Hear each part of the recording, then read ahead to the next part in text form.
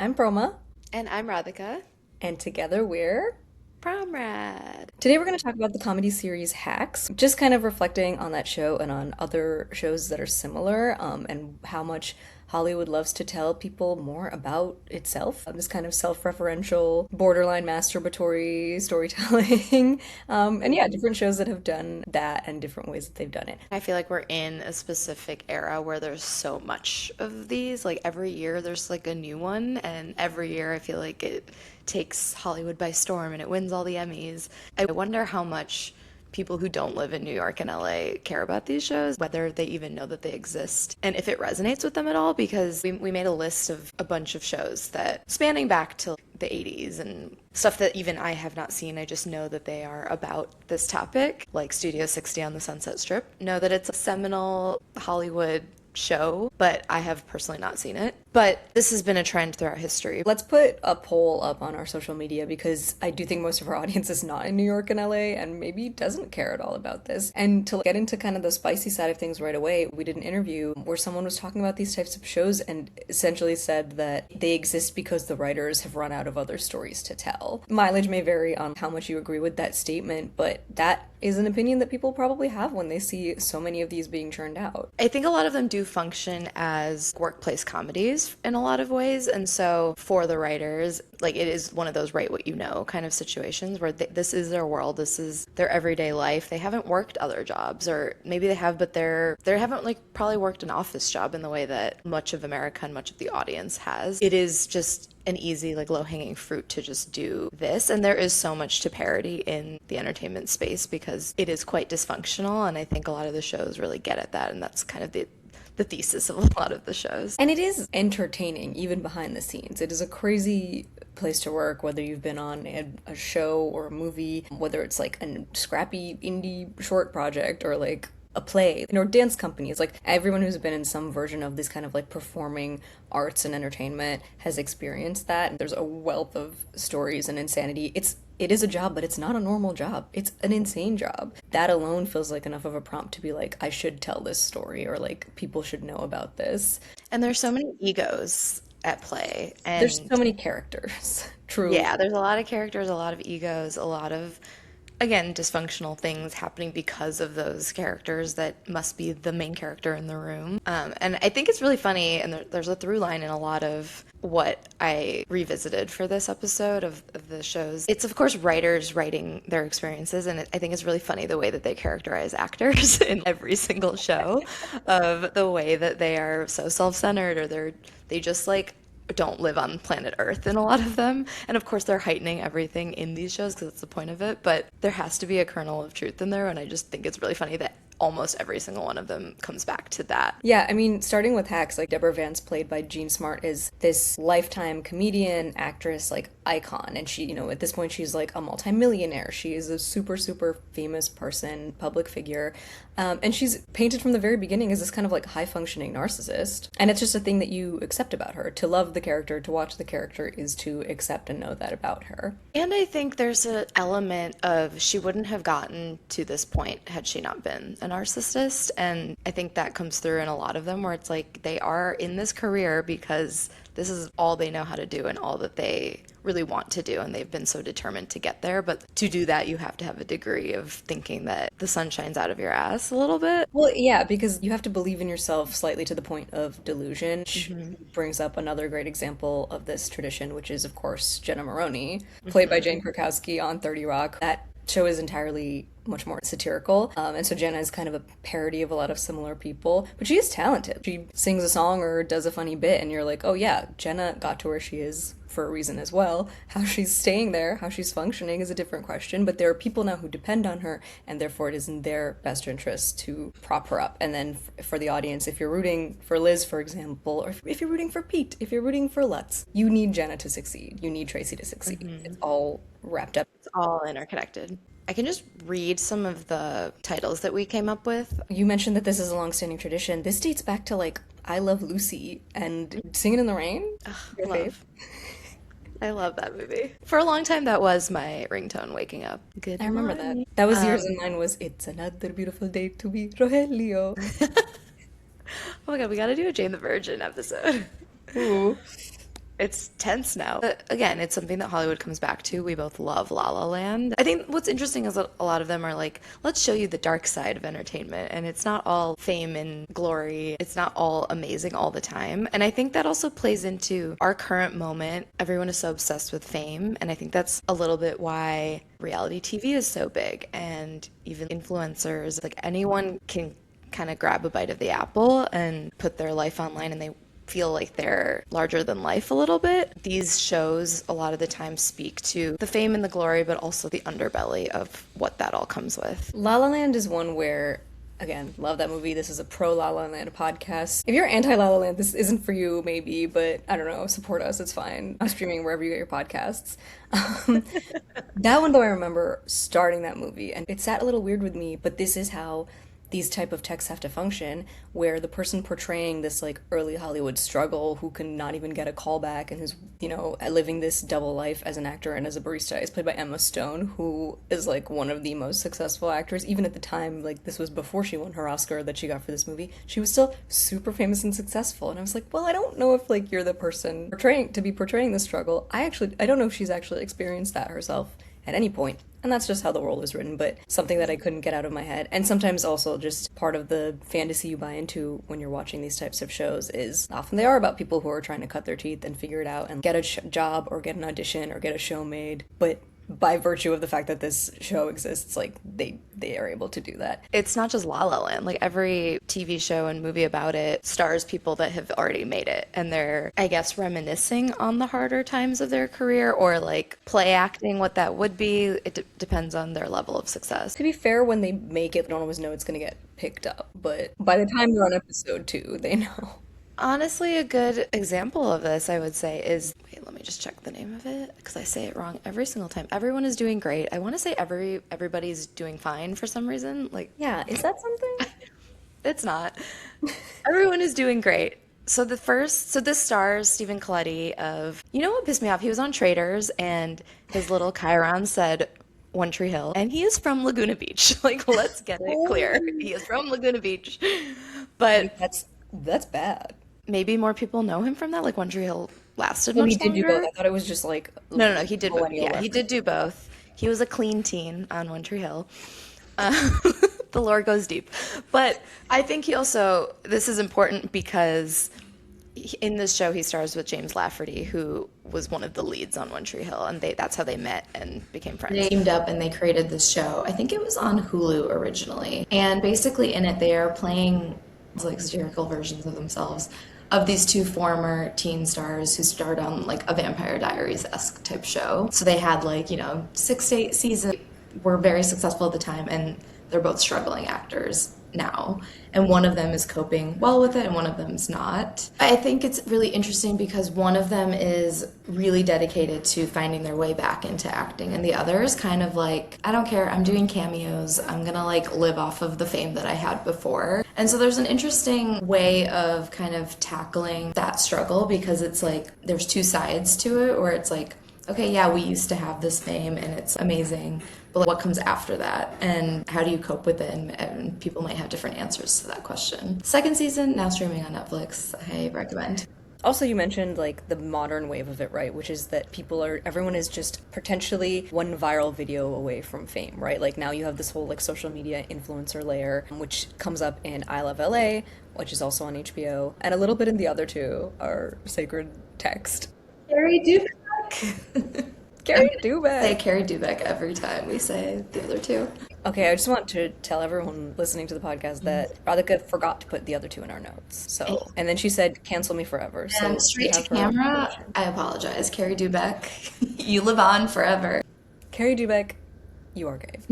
And that's okay. It's a reference to the show. No one be alarmed at me either. In I Love LA, there aren't really any. They're in Hollywood and they're dealing with kind of this like showbiz publicity machine, but no one there is really like an actor or famous actor trying to be there. Like they're having the proximity, but it's very much about Rachel Senn's character Maya managing her friend Tallulah, who is an influencer. I forget where I read it, but someone had made the connection of, if you're comparing I Love LA to being the girls of this generation, it's really interesting that the aspirational career path in this is to be someone's manager, versus in Girls, it was very much like, I want to be the creative person, I want to be the writer, be the voice of the generation.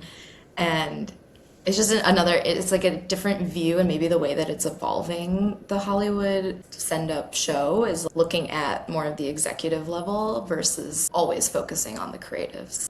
Like 30 Rock was entirely about this, not entirely, but like significantly the core of it, that main relationship was between a writer and an executive, which Tina Fey did say in the Lorne Michaels documentary, that the Liz-Jack relationship is very much her kind of like working through and paying tribute to the Tina-Lorne relationship, which is fascinating. Like that's another function of this, right? Is like you're minding your own experience, but you're also trying to process it, assign meaning, and find these parallels and connections. And in many cases, speaking for myself as a writer, I'm sure I would want to potentially write a different ending or a different timeline where things just go differently. You're writing the ending that you wish you had, or I like the like tapping into your imagination too, of if everything had fallen into place, how would this go? Or if things had fallen apart completely, how would this go? So I don't think we can have this conversation without talking about the studio, which has really become a juggernaut in terms of award season.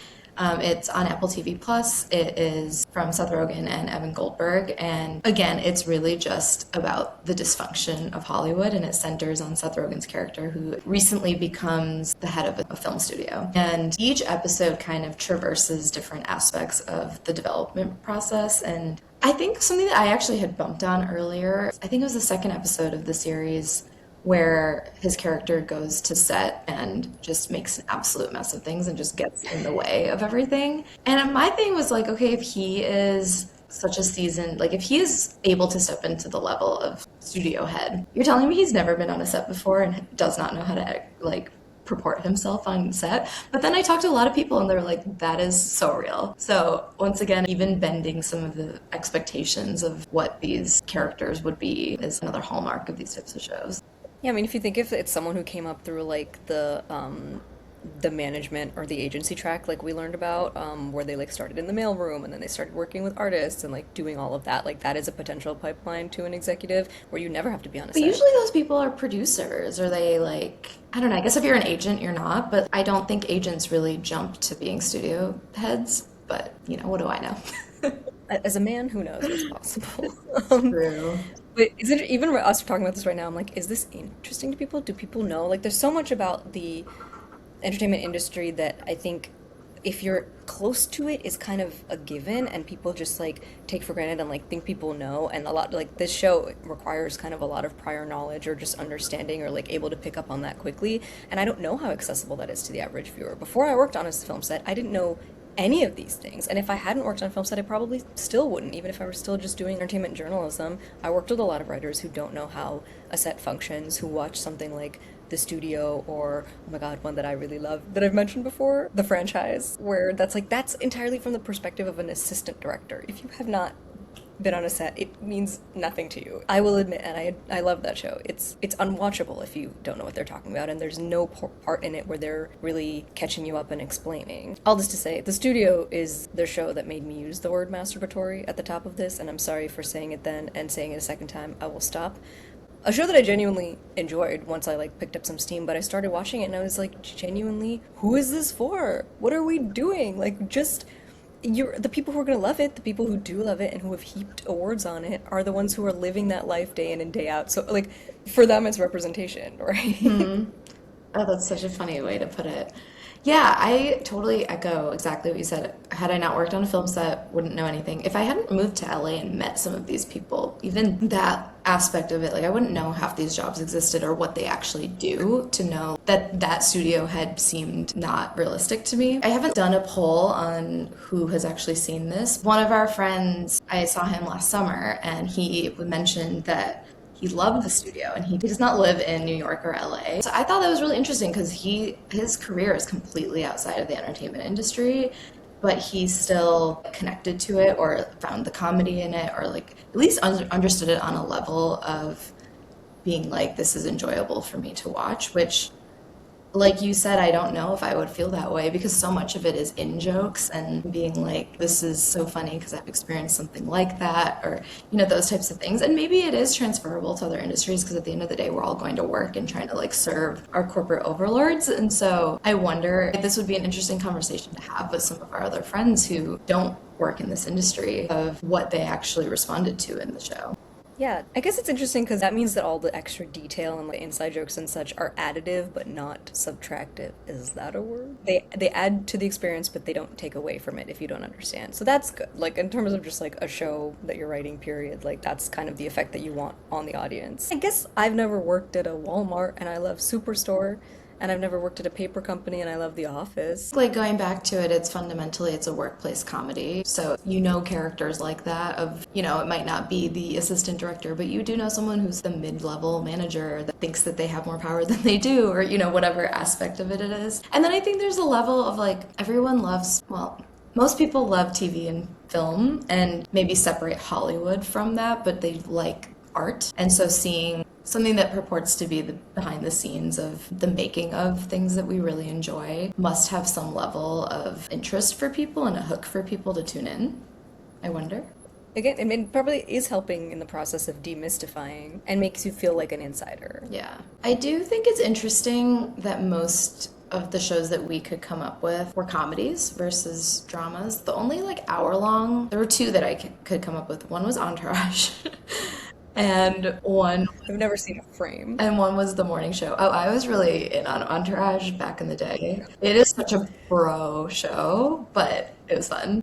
The morning show is crazy. I didn't finish season 1. Season 2 is like fun crazy. I think the season 3 is not as much. For people who don't believe that the morning, I know that you believe me, but for people who don't already believe that the morning show is insane and unhinged and like the most unwell thing on television, I don't know how to explain it to you. It just is.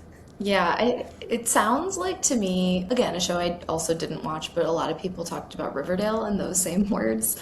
I think the actors themselves were like, we just got a script. We're like, what is this? But we just did it. Is it that kind of a vibe?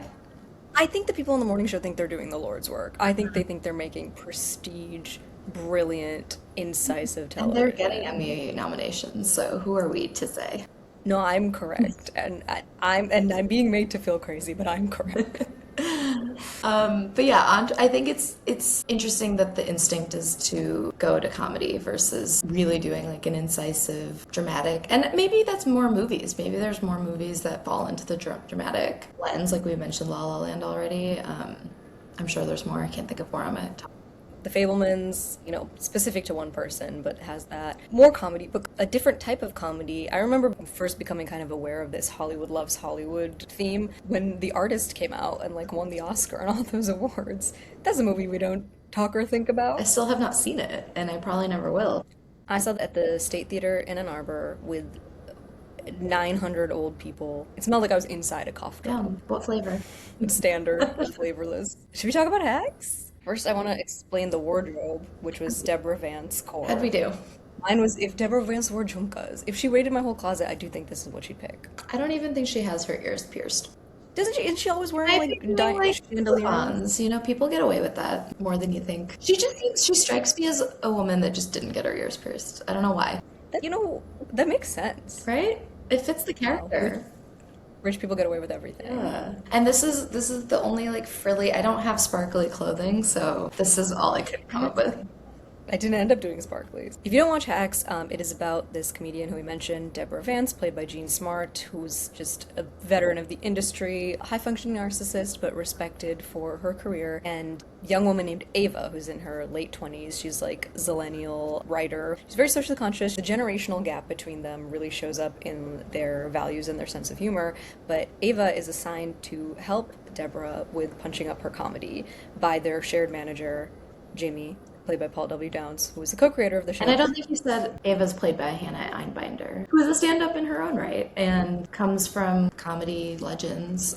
Her mother, Lorraine Newman, was original SNL cast, like the cast that your most annoying white male friend talks about, even though he wasn't alive for it. He read the She's big book of SNL and knows all about him. And then yeah, it's just this it's we're on season 5 now, the final season, but it has just been 5 seasons of this like friction, but often the unlikely alchemy of their relationship. Sometimes they're best friends and they're really vibing and working well together. They have also been total enemies, blackmailing and manipulating and suing each other. A lot of people want them to kiss. What's kind of emerged over the last two-ish seasons is that Deborah Vance has long harbored a goal of being the first female late night host, and that was really the crux of season 4 of trying to get to that pinnacle and who comes along on the ride with her, basically. And the way that this is written is really sharp because Deborah is, like we were talking about, she is the classic narcissist of it's her show, and if you don't want to do it her way, you can get off and do whatever you want, but like, you're not coming with her on the ride. And I think that was very apparent during that season because season 4, like you said, they've been kind of at odds the whole time, but season 4 was the first time that they spent so much time being openly angry at each other and being forced to work together in a very unhealthy dynamic that wasn't actually producing their best work. It was mostly just ruining them both emotionally. I guess my only thing with the show is the way that it keeps having to kind of recycle where they are in their relationship kind of gets old, like season over season of resetting and being like, okay, well now they're friends and then now they're not, and figuring out new ways to make that happen. I think it was at the end of season 3 or maybe it was season 4. I'd have to go back and look, but one of those resets like didn't work for me where I was like, I'm kind of just over this and I want them to just be on the same page and let's like get to the next thing that they're working on. I felt that way a little at the end of season 3, which is when Deborah gets the late night gig, and she and Ava are super at odds with each other. Ava like manipulates her way into the head writer position, and I was like, God, we're doing this again. But then I actually was on board with the start of season 4 as we got into that because it did elevate their conflict to a new level.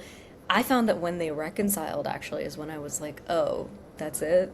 Like it kind of felt Well, it is the driving force of the show, so it's kind of like without them kind of being rude to each other, what else is going on? the way that they like got back together, for lack of a better word. I was like, I don't know. Season 5 has been interesting because I do feel like they've been through enough that they're like very aligned now. I hope I'm right, and they're functioning really well as a team. What's cool is that I like that we got to see Deborah's dream change. For decades and decades, she had that late night thing in the back of her mind. Even when she gave up on it, it was still her dream.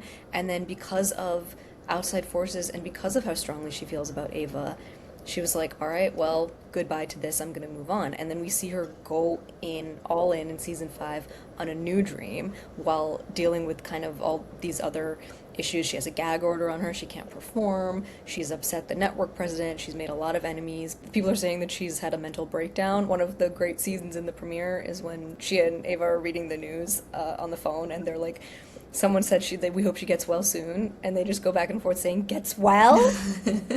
Don't listen to me do it. Watch the episode. I'm so sorry, but this is great. There's so many good. I'm gonna go off in 10 directions right now. So many great line reads on this show. Hacks has some of the best, just like weird ways of reading dialogue that I can tell they just because they come from improv. Those writers, they just trying things out and letting people go crazy, and it yields some really really funny results. Another great one, season 3, I believe. Paul Downs saying no spoon. Paul Downs, if you're listening to this, no one else in the world remembers or cares about that. It changed my life. He's asking Ava to play a cartoon spoon in a movie about frozen yogurt, I think. Season 5, Ava and Deborah are functioning well together as a team. It's been exciting to see them go in on this goal together. It's become one of those shows that is this vehicle for guest stars. And that's what I'm really noticing in season 5 is that there's just like a parade of guest actors coming through and these kind of side quests that are becoming whole episodes just to give them something to do. I don't know if I agree with some of the one-off places that we've gone this season, but I also recognize that it's not like a super plot-heavy show, so it's comedy. There is room for these kind of romps, but it just feels a little too obvious. I am behind on this season, so I don't think I've gotten to the place of seeing all of those. The episode that I just watched is when Ava asks Deborah that basically tells her that she wants to reboot her show that has all this baggage for her. And, you know, it was co-created by her husband or ex-husband, and he took full credit for it at the time and then bequeathed the rights of it to her sister who stole her husband from her. So it's like there's a lot of baggage wrapped up in that. And it ends again with Deborah being like, I don't want anything to do with that property, but I want you to do it. And a nice kind of passing of the torch. But up until that point, I don't think I've seen a ton of guest stars yet. They had some, they're not like A-listers or anything, but they had a lot of people come in, or like a lot of full circle moments from season one, which they've been talking about in the end of the episode, kind of the wind down, because I don't know what else to call it. Shout out Easter egg. I will say that in the Yeah. episode that I watched, I think it was the same episode, Caitlin Olsen is back and she really wants to go on The Amazing Race, which is so random, and that was such a weird episode. And they had the Property Brothers on there, and I was like, what is this? I don't understand. Why? They do. I want to know what the Property Brothers, like, what they're into TV-wise, or like who their manager is, because like they were on What We Do in the Shadows as themselves, and I think, and one of them like gets killed in the episode. It's Oh, that's so random. But I actually kind of like that makes me like them more, having not seen their actual show ever. But the fact that those are the two shows that they've chosen that we know of. Yeah, I based on the Amazing Race episode, I'm not loving, like you said, the side quests, because I'm just kind of like, what is the point of this, other than to show again that Deborah is self-centered and a narcissist and doesn't really see her daughter for good qualities, which I think is a dead horse that we've beat for the entire run of the show. they were basically like, yeah, now we've wrapped up that relationship and they've resolved it. And I was like, that's And the really nice, resolution but I is don't think getting her that's true. product on QVC. Like, is it that shallow? But I'm like, that doesn't, I don't know, that doesn't wrap it up for me personally. But yeah, that was the last episode that I've seen so far. So I heard AI is coming as a topic. And that also felt quite forced to me. It felt more like a PSA, like that screenshot everyone's sharing of that line that Ava has about the inevitability of AI and how it's created by the people who are pushing the technology. Just, again, it didn't feel as organic. I watched one episode of The Comeback, which I have not seen any of, but it's Lisa Kudrow basically, again, playing a kind of washed up actress. I think she was a reality star in the first couple of seasons. Maybe she was an actress turned reality star. Don't quote me. But in season 3, the first episode, which I think it's the last season of the show, but it's again her trying to hold on to some semblance of relevance in Hollywood. It starts actually with her being like, I'm showing up at the SAG strikes. I'm like quitting my Broadway show that she's like not even good at to come be part of the SAG strikes, but only so that I can get a photo op of the fact that I'm here. And then after that, someone offers her a script written by AI, and she has to kind of grapple with, do I do this or not? And she ultimately decides not to, mainly because of the way that it looks and not because of any like actual moral obligations or feelings. But again, it's like playing up the vanity factor of all of these actors, and I didn't watch enough of it to have a concrete feeling about how they actually executed it. Hollywood is very self-referential all the time, so it's like now AI is the big topic, and I'm surprised that like video mergers haven't been a topic in any of this. It doesn't make sense for Hacks because she's doing stand-up and Yeah. and she's no longer in like the late night sphere necessarily. I'm sure the studio will do that one in particular. Yeah, and the AI thing, like, it is an important topic and a very scary topic for people in the industry, so I understand the impulse to be like, let's put stuff out about it with how we feel about it and what the dangers are and use the show as a platform, but it still felt a little forced. Maybe it was, and that's okay. That can be true. I will be sad to see Hacks go. It's just been a nice little comfort show for the past 5 seasons at least, if not years. One of my favorite memories from South by Southwest from the 2 years I went is that they had the season 4 premiere at like the main theater, the Paramount Theater in Austin, and so I got to watch it with like a room full of people, a theater full of people just like cracking up at all the jokes. Big laugh in that room for Ava's girlfriend's trainer saying that she has scoliosis. I'm just gonna keep detailing the jokes for no one. Please cut all of this out. For me.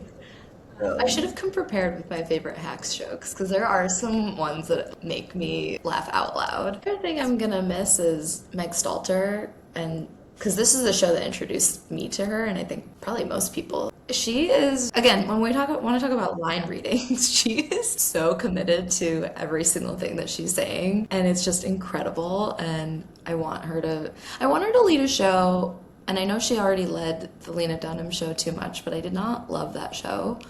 I think she needs something in this like zany weirdo character space because she's just so good at it. And unfortunately, those are always the secondary characters. But give us a whole show.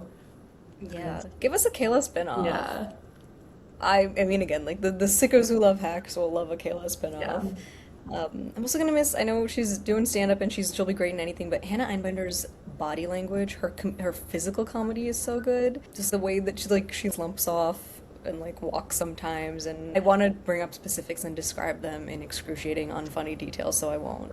Yeah, just a really great cast, some really sharp writing. I'm excited to see what they do next. That is not about the industry. Well, excited to see how it ends, which it may have by the time this episode releases. I love these shows and I will continue to devour them. I think they've brought us some really exciting comedies, at least, some really exciting commentary. Sometimes it might feel like they're lacking creativity or people are minding their own stories, but that's also how some of the great stuff gets made. And not for nothing, we are entertainment industry adjacent, so it hits for us. Yeah, these are some of my favorite shows, honestly. And I think even if you removed the setting, it's just like the writing is so sharp and so funny in some of these that I would imagine that adapting it to a different setting would still, hold. Like if these writers also wrote something that was not set in Hollywood, it would still hit, I would hope. Yeah. Follow us, like, subscribe, comment, whatever the rules are on the social media platform or streaming platform where we get this podcast. Do that.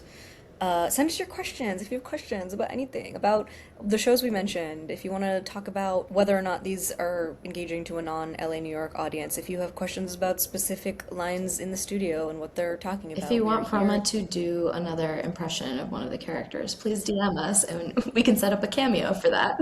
Yeah, I'll walk you through a joke and just strip away Don't all make the promises you humor. can't keep, Proma. Now do it wearing one contact lens. Okay, thank you for listening and tell all your friends to listen too. Okay, bye.